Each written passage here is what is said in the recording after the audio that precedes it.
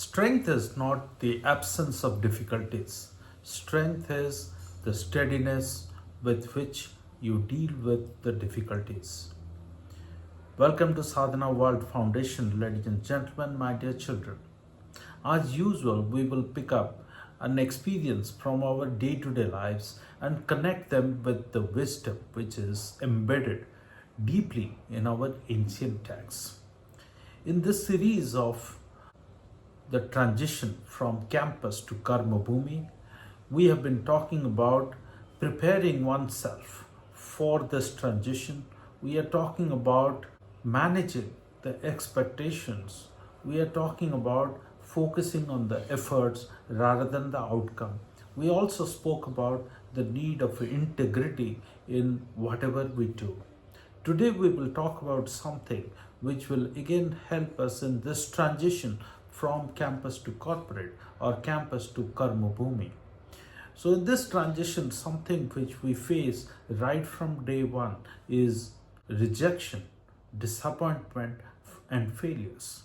It's part of our life. We face it almost every day. The point is how we deal with these challenges and difficulties. Think of Ekalavya, the character in Mahabharata. Ekalavya was born in a family of a tribal, but was very interested to learn archery. He approached Guru Dronacharya, one of the greatest teachers of archery at that time, and was rejected because of the circumstances. He did not feel bitter. He did not feel angry about it. He did not feel dejected. What he did, he idolized Dronacharya. He symbolically built an idol of Dronacharya and drew inspiration from the teachings of Dronacharya. He observed how Dronacharya was conducting his classes, was teaching his students, the Pandavas and the Kauravas, and he learned those from hiding. He learned them mentally. He kept on working hard. In his school, he was the only student and the teacher was just an idol. Can you imagine the amount of resilience Ekalavya demonstrates in being rejected by the teacher that he so much wanted to be a student of? And secondly, he becomes a great warrior, but he doesn't get an opportunity to demonstrate his skills. Once Dronacharya finds him practicing and is amazed at the skills that he has been able to acquire, and Dronacharya takes away his thumb as the consideration towards being his idol teacher.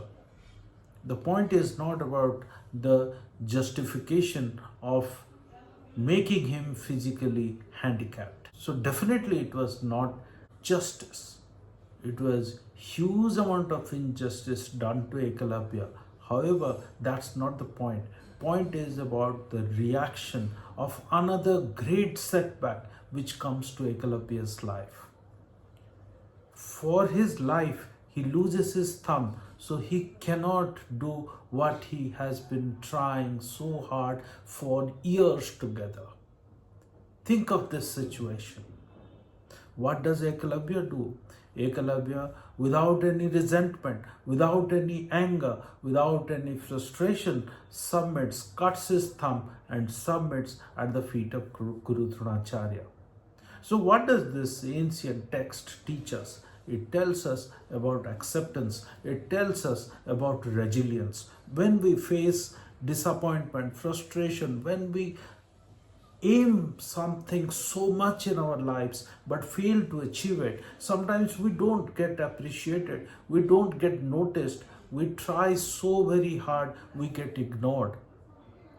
All these things happen in the lives of each and every person that we deal with. But as I said initially, strength is not about absence of difficulties. Strength is about how we deal with them.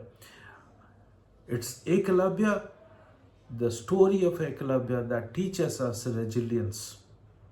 Similarly, in Ramayana, it's Hanuman who had to be told about his strength, and then Hanuman takes that giant stride and he crosses the ocean. And similarly, in Srimad Bhagavad Gita, Lord Sri Krishna talks about pleasure and pain. He advises Arjuna and all of us through that teaching to take pleasure and pain in the same way, in a very balanced manner. All our ancient texts are full of teachings which tell us how to deal with failures and frustration. Ladies and gentlemen, my dear children, keep this in mind. Embrace this idea of detaching oneself from the anxieties of the outcome. We must work hard like Ekalavya did, and when a situation again arises where he has no control, he deals with it with great amount of acceptance. He sees that this is the conclusion of the journey, of the chapter that he scripted for himself. And he looks forward to a better tomorrow. Look forward to our future conversations. Thank you very much.